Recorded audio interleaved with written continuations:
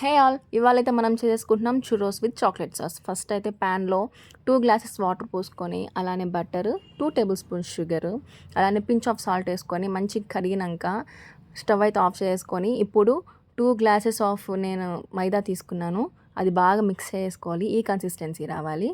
ఇప్పుడైతే piping bag తీసుకొని దానికి కొంచెం హోల్ చేసుకొని, అందులో ముందుగా మనం చేసుకున్న మిక్స్చర్ని అయితే సెట్ చేసేసుకొని, కొంచెం ఒక సైజ్ వచ్చేలాగా నేనైతే ఈ సైజ్ తీసుకున్నాను.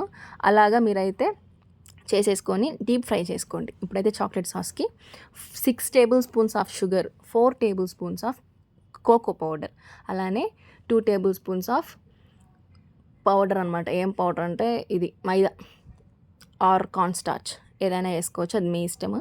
నేనైతే వేసుకొని మంచిగా మిక్స్ చేసేసుకొని ఒక హాఫ్ గ్లాస్ పాలు అయితే తీసుకున్నాను. దాంట్లో ఇవంతా వేసేసుకొని మంచిగా మిక్స్ చేసుకొని దించేసుకోవడమే.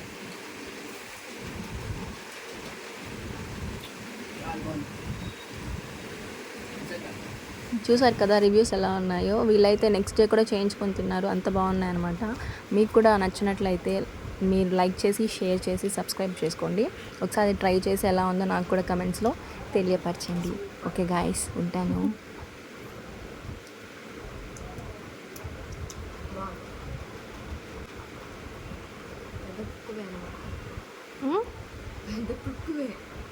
నేనా? Thank you so much. పెట్టేద్దాం.